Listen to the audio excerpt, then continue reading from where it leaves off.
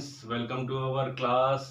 और आज हम करने वाले हैं कुछ इंपॉर्टेंट क्वेश्चंस नीट बेस पर। डायमेंशंस का एक टॉपिक हम कवर कर चुके हैं। हम पिछली 2-3 क्लासेस से डायमेंशन पे क्वेश्चंस करते आ रहे हैं, उसकी एप्लीकेशंस पर भी हमने कुछ अच्छे अच्छे क्वेश्चंस कर लिए हैं। आज हम डायमेंशन चैप्टर में से जो नीट में लास्ट 2-3-4 ईयर्स में कुछ इंपॉर्टेंट क्वेश्चन आए हुए हैं, आज उनको डिस्कस कर रहे हैं। ओके, और ये देखेंगे कि हमने जो करा है उससे हमारा लेवल मैच हो रहा नहीं हो रहा है, या फिर किस तरह के क्वेश्चंस आते हैं, आपकी नॉलेज को हेल्प मिलेगी। तो कुछ लास्ट ईयर के कुछ क्वेश्चंस करते हैं। चलिए देखते हैं क्या क्वेश्चन आए हुए हैं। तो पहला क्वेश्चन, ये फर्स्ट क्वेश्चन हम ले लेते हैं, नीट 2020 का, लास्ट ईयर का एग्जाम में आया हुआ है और बड़ा ही आसान सा सिंपल सा क्वेश्चन पूछा हुआ है। इससे आसान क्वेश्चन तो कोई क्या पूछेगा। That is the dimension of stress आपसे पूछी जा रही है। डायमेंशंस ऑफ स्ट्रेस आर, आपको स्ट्रेस की डायमेंशंस पूछी जा रही हैं और we are given 4 options given है। Option 1 is m L0t-2, option B is ml-1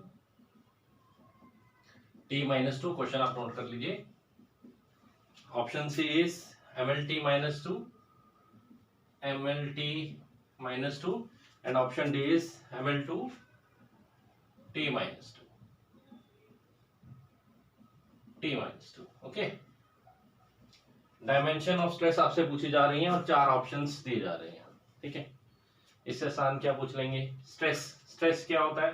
तो बड़ा सिंपल है, stress is force per unit area. Stress is nothing, force per unit area. आप बोलेंगे sir force per unit area तो pressure होता है, क्या फर्क है? तो जैसे से हम आगे बढ़ेंगे फिजिक्स में 11th में, तो प्रॉपर्टीज ऑफ बल्क मैटर में हम पढ़ेंगे। यहाँ जो फोर्स है वो रिस्टोरिंग फोर्स है। तो जो इंटरनल फोर्स लगाते हैं कोई मटेरियल, कोई सॉलिड्स, जब उन पे बाहर से डिफॉर्मिंग फोर्स लगाया जाता है तो वो एक रिस्टोरिंग फोर्स लगाते हैं।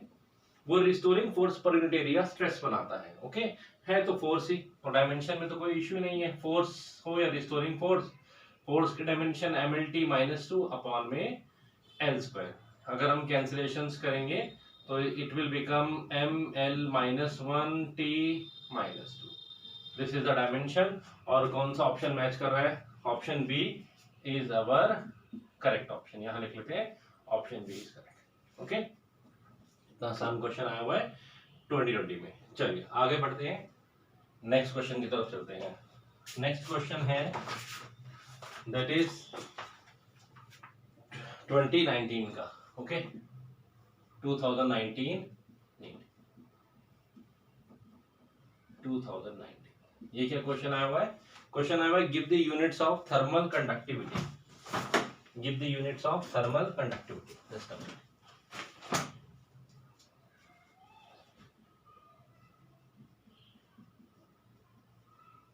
Give the unit of thermal conductivity. Okay,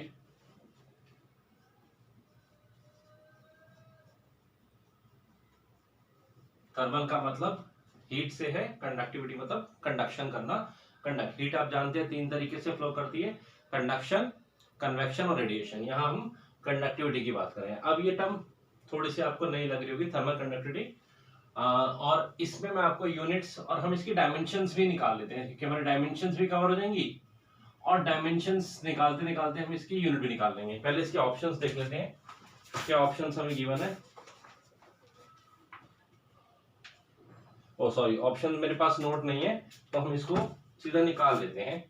thermal conductivity क्या है, पहले हम इसको समझ लेते हैं। मान लीजिए कोई सॉलिड है, कोई मेटल है, ये एक मेटल है, इसका ये वाला क्रॉस सेक्शनल एरिया लेट ए है, यहां का टेम्परेचर T1, यहां का टेम्परेचर T2, T1 हायर है T2 से, हम चाहते हैं हीट T1 वाले पॉइंट से इस एंड से उस एंड पे फ्लो करे। ठीक है, अमाउंट ऑफ हीट है Q। तो हम ये देखते हैं जो अमाउंट ऑफ हीट है जो यहां से फ्लो करके जाएगी वो, इसकी लेंथ भी इंपॉर्टेंट है L, मेटल की कंडक्टर की। ये अमाउंट ऑफ हीट हम देखते हैं डायरेक्टली प्रोपोर्शनल होती है एरिया ऑफ क्रॉस सेक्शन के, डायरेक्टली प्रोपोर्शनल होती है टेम्परेचर के डिफरेंस के, कितना टेम्परेचर डिफरेंस यहां पर ज्यादा है, और इनवर्सली प्रोपोर्शनल होती है इसकी लेंथ की, ठीक है। तो जो हीट फ्लो करेगी इस कंडक्टर में से वो इन फैक्टर्स पे डिपेंड करेगी, टेम्परेचर के डायरेक्टली प्रोपोर्शनल होगी। यहाँ पर ये हटाकर हम कुछ कांस्टेंट लगाते हैं, तो वो जो कांस्टेंट हम के यूज करते हैं, this constant is known as coefficient of thermal conductivity, this constant is known as coefficient of thermal conductivity. Okay, तो अगर हमें इसको सॉल्व करना है, इसकी यूनिट बनानी है, तो पहले चलो इसका फॉर्मूला बनाते हैं। K is equal to Q into L upon में A into T1 minus T2। चलिए यूनिट तो यहीं से बनाते हैं। यूनिट यह क्या है, अमाउंट ऑफ हीट यानी कि एनर्जी। एनर्जी की यूनिट क्या होती है, एनर्जी कैसे यूनिट होती है, जूल। लेंथ के लिए we have metre, then this is area of cross section, it is metre square, this is difference of temperature, और डायमेंशन में हमने पढ़ा है T1 माइनस T2 भी टेम्परेचर ही होता है, जैसे L1 माइनस L2 लेंथ होता है। टेम्परेचर के लिए हम यूज करते हैं केल्विन के। ओके, और हाँ सॉरी एक चीज और रह गई, ये टाइम के भी डायरेक्टली प्रोपोर्शनल होता है। आप कितना टाइम तक हीट को पास करेंगे तो T भी यहाँ पर आएगा, कितने टाइम के लिए हम यहाँ पर से इसको पास कर रहे हैं इस पे भी डिपेंड कर रहा है। तो अगर हम टाइम के फैक्टर को लाएंगे तो टाइम का फैक्टर वो आ गया आपका डिनोमिनेटर में आ जाएगा, है ना। तो यहाँ पर टाइम के लिए होता है सेकेंड, एस। मीटर से ये मीटर कैंसिल हो गया, तो that is joule per metre. एक और काम कर सकते हैं, joules per second, that is work upon में टाइम। वर्क अपॉन में टाइम को हम पावर से रिप्लेस करते हैं, पावर की यूनिट होती है वॉट। तो हमारे ऑप्शन में जिस हिसाब से दिए हुए मैं चेंज कर रहा हूं, what per metre per kelvin. This is the SI unit of coefficient of thermal conductivity. Unit से एक बार चेक कर लेते हैं, that is watt per metre per kelvin, ठीक है। यूनिट तो क्लियर हो गई। चलिए इसके डायमेंशन भी बना लेते हैं, डायमेंशंस बनाते हैं, यहां से बना लेते हैं डायमेंशंस। तो K is equal to Q, Q is energy, heat energy.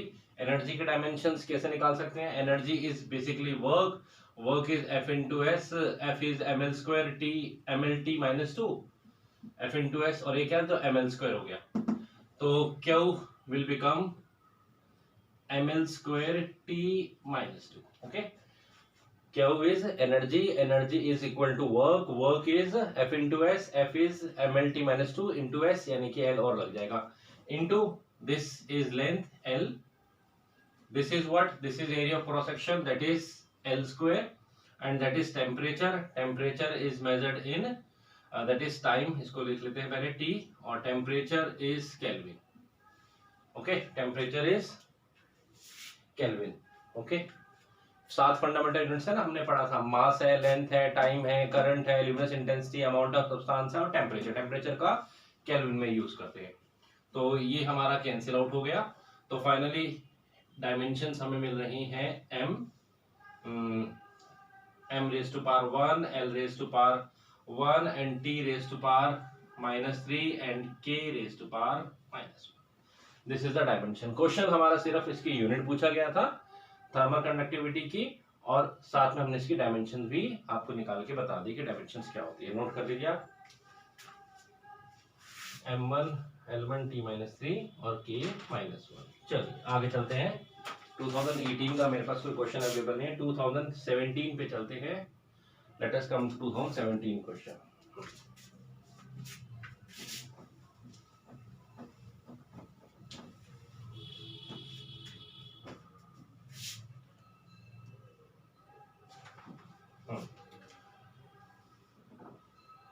Question number 3, it is 2017.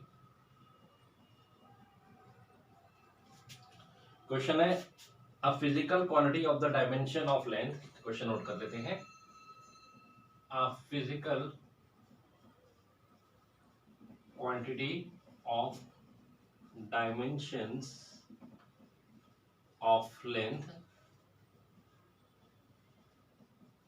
एक फिजिकल क्वांटिटीज है जिसकी डायमेंशन लेंथ से मैच करती है, that can be formed out,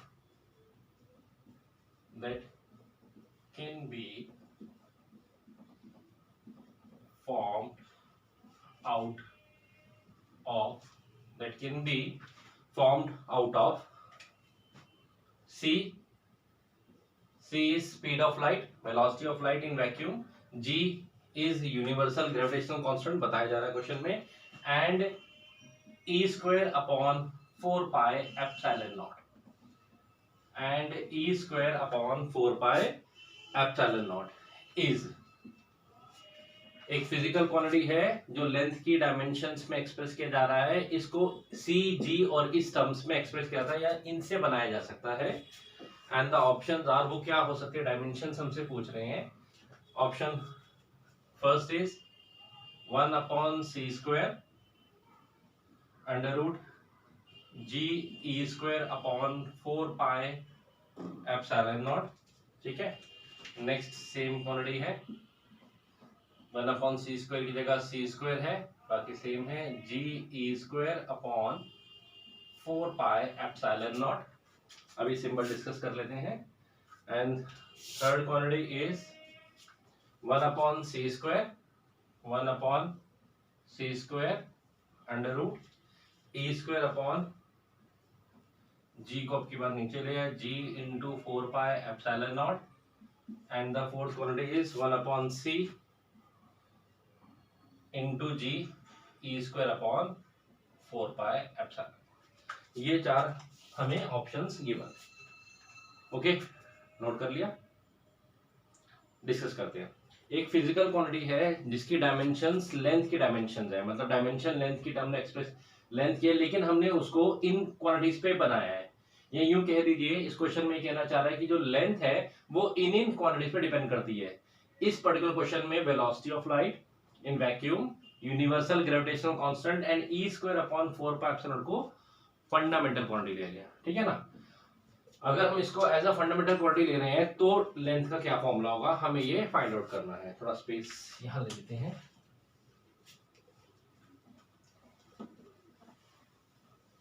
ठीक है,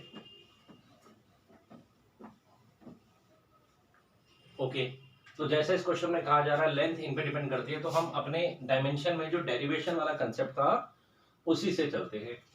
तो हम ये बोलते हैं यहाँ पर इस पर्टिकुलर क्वेश्चन में, late length L is directly proportional to not directly C raised to power A, G raised to power B and E square upon 4 pi epsilon naught something power C। जो हमारा derivation वाला concept था, formula कैसे derive करते हैं कि length अब इन fundamental quantities पे डिपेंड करती है। नॉर्मली तो जो हमने क्वेश्चंस किए थे उसमें लेंथ, मास, लेंथ और टाइम को लेकर हमने डिराइव किया था। अब इसने अपनी तरफ से एक फंडामेंटल क्वांटिटीज बताई हैं, उस पे देख रहे हैं। क्वेश्चंस इस तरह के आते रहते हैं। ओके, तो can we write length is equal to some constant into C raise to power A, G raise to power B, एक कांस्टेंट लगा लेते हैं, and E square upon 4 pi epsilon naught C, equation number 1। अब हम क्या करेंगे, जो काम वहां करते थे वहां यहाँ भी ये करेंगे। सबके डायमेंशन बनाते हैं, बेसिक डायमेंशंस। ओके, आते हैं L की डायमेंशन हो गई m0, L1, T0 के constant, C velocity of light है, वेलोसिटी की dimensions LT -1 power A, capital G की डायमेंशन ये फॉर्मूला है, F is equal to G into M1 into M2 upon R square. यहाँ से G की यूनिवर्सल ग्रेविटेशनल कांस्टेंट पढ़ा हुआ है। F फोर्स है, फोर्स हो गया हमारे पास MLT -2, फोर्स की तो आप याद ही कर लीजिए, L स्क्वायर अपॉन में M स्क्वायर, ये ऊपर जाएगा तो M स्क्वायर ये हो गया M-1 और यही कर ले, और ये L रेज़ टू पावर 3। तो इसके भी डायमेंशंस मिल गई। डायमेंशंस की तो आपको प्रैक्टिस करनी पड़ेगी इसमें। And this dimension is M raise to power -1, L raise to power 3, T raise to power -2 into B। अब ये क्या मुसीबत है, ये क्या चीज है। तो जैसे से आप आगे चलेंगे तो 12th क्लास में ये वाली क्वांटिटी आपको दिखेगी। जैसे ये ग्रेविटेशनल फोर्स है, ऐसे ही हमें कूलम्स लॉ पढ़ेंगे, उसमें electrostatic force between two charge particle, दो चार्ज पार्टिकल एक दूसरे पर अट्रैक्शन या रिपल्शन का कितना फोर्स लगाते हैं उसका फॉर्मूला ये 1 upon 4 pi epsilon not into Q1 into Q2। यहाँ Q1 और Q2 ई स्क्वायर है, यानी कि इलेक्ट्रॉन का चार्ज है, इसीलिए उस टर्म में लिखा हुआ है। तो हमें चाहिए इसकी डायमेंशन, अगर इस पूरे की एप्सिलॉन नॉट तक की, तो ये यहां ले जाते हैं, तो इस पूरे की dimension F into r square बन रही है। देख रहे हैं इसका formula, that is 1 upon 4 pi epsilon naught e square. तो डायमेंशन फोर्स के लिए what is dimension for force? mlt minus 2 into l square that is ml cube. तो यहाँ पर इस क्वांटिटी की भी डायमेंशन हो गई ml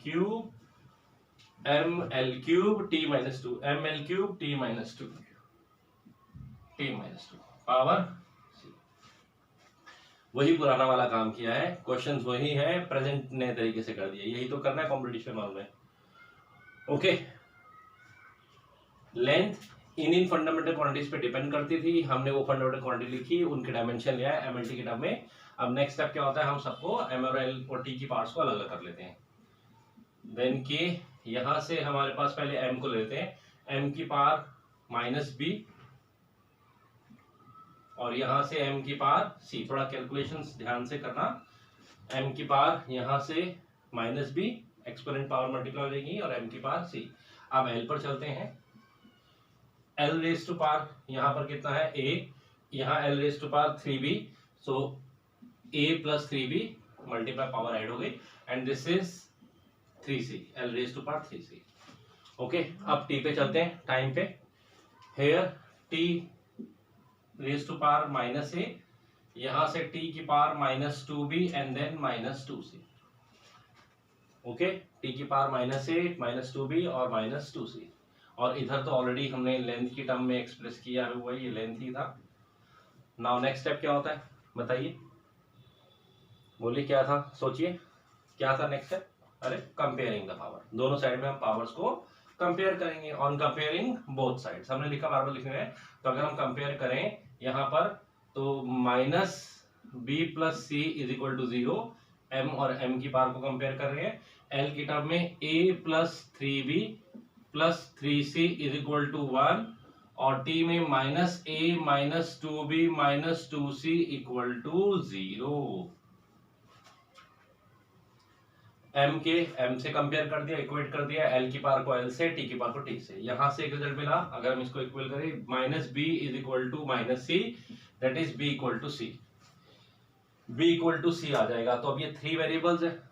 ओके, एक काम करते हैं, 2 में कन्वर्ट कर लेते हैं वेरिएबल्स को। जैसे b इक्वल टू c मिल गया, तो यहाँ पर इस इक्वेशन में c को रिप्लेस कर लेते हैं b से, तो a plus 3b plus c को हम b से रिप्लेस कर रहे हैं, दैट इज 3b, तो it will become 6b is equal to 1, ताकि 2 वेरिएबल की इक्वेशन हो जाए, हम इजीली सॉल्व कर लेंगे।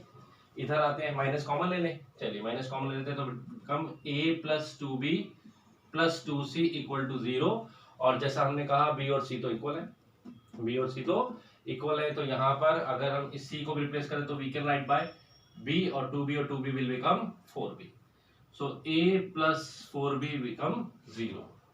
2 इक्वेशन, 2 वेरिएबल, 0, तो यहाँ 1 आ जाएगा, एंड b विल बिकम 1/2। ठीक है, वो 0 था ना, हाँ, b विल बिकम 1/2। अगर b 1/2 है तो c भी 1/2 आ जाएगा, then b and c both equal to 1/2। अब रह गया a, चलिए पुट कर लेते हैं, यहाँ पुट कर लेते हैं, so a plus 6 into b that is 1/2 equal to 1, ये cancellation, a is equal to 1 minus 3, 1 minus 3 is minus 2। ठीक है, ध्यान से करेगा, लंबी कैलकुलेशंस में गड़बड़ होने के चांस रहते हैं। तो a, b और c की हमारे पास वैल्यूज आ गई, b और c तो सेम ही है। इसको l is equal to some constant into c raised to power a की वैल्यू -2 आई है, -2 का मतलब है ये डिनोमिनेटर में चला जाएगा, और then we have g raised to power b, g raised to power b, b की वैल्यू 1/2 आई है, 1/2 का मतलब है square root of this, positive है तो देन g, और लास्ट है e square upon 4 pi epsilon naught, इसकी पावर c आया है, c भी 1/2 है, तो that is e square upon 4 pi epsilon naught. ठीक है ना, 1/2 का मतलब क्या है, 1/2 का मतलब है स्क्वायर रूट के अंदर ले जाएंगे, नेगेटिव 1/2 होगा तो डिनोमिनेटर में चला जाएगा। तो k यहाँ कांस्टेंट है, डायमेंशंस में कांस्टेंट का नहीं पता लगता, तो हम चाहे तो k को इग्नोर कर सकते हैं। अगर आप मैच करेंगे तो आपका option 1/c² ge² 4 pi epsilon not ये मैच कर रहा है, this is the correct option. ठीक है, ये नीट 2017 का क्वेश्चन था। थोड़ा कैलकुलेटिव पार्ट पे ध्यान दीजिएगा, छोटी मोटी कैलकुलेशन की मिस्टेक हो सकती है, बट रिलैक्स होकर करेंगे तो ठीक रहेगा। ओके, अब 2016 का भी एक क्वेश्चन है, उसको हम देख लेते हैं, that is question number 4। Question NEET 2016। चलिए क्वेश्चन नोट कर लेते हैं। क्वेश्चन क्या है? Planck constant, speed of light in vacuum and Newton's gravitational constant. Planck constant, Planck constant I hope आपको डायमेंशन आपने कर लियो, नहीं तो भी हम डिस्कस करते हैं। एच से इसको रिप्रेजेंट किया जाता है, सिंबल गिवन भी है। Speed of light in vacuum, speed of light in vacuum, it is represented by C and Newton gravitation। देखिए दो टर्म तो पुरानी वाली ही आ गई, and Newton's gravitational constant। क्या सिंबल था सोचिए, सिंबल्स याद करने की हैबिट डाल लीजिए, काम आएंगे। That is capital G। Okay, Planck constant, speed of light in vacuum and Newton gravitational constant are again three fundamental constant. इनको फंडामेंटल कांस्टेंट की तरह ट्रीट किया जा रहा है। इस पर्टिकुलर क्वेश्चन में एमएलटी की जगह ये फंडामेंटल कांस्टेंट लिए गए हैं। ओके, क्या पूछा जाए, कहा जा रहा है which of these following combination have the dimension of length. आपको कुछ कॉम्बिनेशन दिए जाएंगे। Let us right the question first. Which of these combinations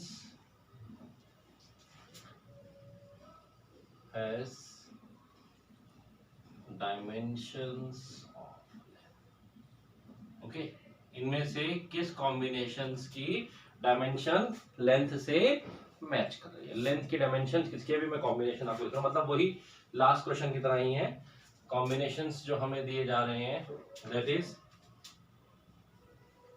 under root G, that is C upon H 3/2 raised to power 3/2। C is speed of light in vacuum।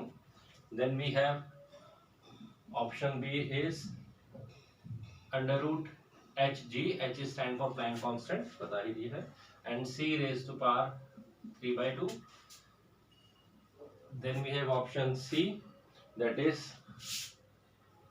under root Hg upon C raise to power 5/2, square root के अंदर नहीं है। And option D is Hg upon C whole पे under root है। Okay, question note कर लीजिए आप। Question पिछली बार की तरह ही है, बार बार पूछने का प्रेजेंटेशन तरीका चेंज कर रहा है, क्वेश्चन वही है घुमा फिरा के। Planck constant, speed of light in vacuum और कैपिटल जी, ये तीनों के तीनों फंडामेंटल यूनिट्स लिए गए हैं लेंथ की डायमेंशंस को लिखने के लिए। लेंथ की डायमेंशन को एक्सप्रेस करने के लिए we have taken these three quantities as fundamental quantities. तो पूछ रहा है कि इनमें से which combination has dimension of length, तो सेम है उसकी तरह कर सकते हैं। फिर वही पैटर्न फॉलो करते हैं। चलिए क्वेश्चन देख लेते हैं। Let length is again proportional to these three fundamental quantities, जैसे हमने सीखा, that is proportional to h raised to power a, c raised to power b and g raised to power c। okay, h, c और g raised to power c। h is Planck constant, c is speed of light in vacuum and g is gravitational constant। second step, so L must be equal to some constant into h raised to power a, c raised to power b, g raised to power c। Okay, constant यहाँ जरूर appear नहीं होगा क्योंकि dimensions का ये drawback है। हम जानते हैं कि डायमेंशन में कांस्टेंट के बारे में इंफॉर्मेशन नहीं देता, बट हम प्रोपोर्शनलिटी के साइन को हटाकर एक कांस्टेंट को यूज कर लेते हैं। ओके, डायमेंशंस की बात करते हैं। अगेन ये तो लेंथ है m0, L1, T0, कांस्टेंट ये प्लैंक कांस्टेंट h कहाँ से आया, तो जैसे से हम आगे पढ़ेंगे एनर्जी ऑफ फोटोन के बारे में वेव ऑप्टिक्स 12th क्लास में, तो एनर्जी ऑफ फोटोन जो होती है energy frequency of the particle. Okay, तो यहां से अगर हम प्लैंक कांस्टेंट h निकालना चाहें तो दैट इज E अपॉन में frequency. E is energy, energy की डायमेंशंस वही पीछे हमने बनाई थी, वर्क की बना लो, जो डायरेक्टली काइनेटिक एनर्जी से भी आप निकाल सकते हैं। काइनेटिक एनर्जी होता है हाफ mv स्क्वायर, हाफ को छोड़ दीजिए mv स्क्वायर। m मास हो गया v स्क्वायर, वेलोसिटी हो गया lt माइनस वन, तो m lt माइनस वन का स्क्वायर, जैसे मर्जी आप निकाल लीजिए, तो अल्टीमेटली सीधा लिख दूं, तो that is ml square t minus two. Okay, work से निकालना चाहते हैं तो energy is work, work is f into s, f होता है mlt minus two into s यानी कि f। Frequency is t raise to power minus one, frequency is 1/t, t raise to power minus one, frequency की 1/t, t ऊपर जाएगा तो that will become minus two, और minus minus plus one हो जाएगा, minus two और minus one है, plus one हो जाएगा, that will become minus one. तो this is dimension of Planck constant ml square. नए नए डायमेंशन आप नोट करते जाइए, ml square t minus one whole power a, okay, whole power a। Then come to c, c is the velocity of light, that is अभी अभी हमने बनाया था lt minus one raise to power b, और g की भी हमने last question में की थी, हम उसको यूज कर लेते हैं। The dimension of g was m minus one l3 t minus two, m minus one l3 t raise to power minus two whole power c, okay, m minus one l3 t, okay. अब ये question वैसे ही चलेगा, आप यहाँ पर m raise to power a को, l की power b को और t की पावर को अलग को सेपरेट आउट करेंगे, फिर कंपेयर करेंगे, इस स्टेप पर आप जाके वैल्यू डालेंगे, और वैल्यू डालने के बाद आप देखेंगे ये जो ऑप्शन आपका मैच करेगा, ये ऑप्शन आपका C, that is this option will be correct. H पर और G पर पावर 1/2 आएगा, यहाँ पर पावर 5/2 आएगा, तो आप कंपेयर करके ये खुद निकाल सकते हैं। तो आई वांट कि आप ये क्वेश्चन खुद ट्राई करें, खुद सॉल्व करें और देखें आपका ऑप्शन सही मैच करता है या नहीं करता, ओके। तो ये थोड़े से लास्ट 4 इयर्स के क्वेश्चन हमने नीट के आपके लिए करने की कोशिश की है। आप और इस तरह की वैरायटी ऑफ क्वेश्चन, आपको एक जस्ट आइडिया देने की कोशिश करिए कि किस तरह के क्वेश्चन आपसे पूछे जा रहे हैं। इस तरह के क्वेश्चंस और कर सकते हैं, चैप्टर वाइज करेंगे, एक चैप्टर प्रिपेयर कीजिए, उसके क्वेश्चंस कर लीजिए, साथ साथ चैप्टर प्रिपेयर कीजिए, क्वेश्चंस देख लीजिए नीट के लगाकर, तो आपकी तैयारी अच्छी हो जाएगी, ओके। आई होप जो आज हमने सीखा है आप उसकी प्रैक्टिस करेंगे, उसको अच्छे से ट्राई करेंगे, उसको और परफेक्शन आने की कोशिश करेंगे, ओके। तो आज हम इतना ही करते हैं, आपसे नेक्स्ट क्लास मिलेंगे, तब तक keep learning, keep growing, keep moving, okay, thank you.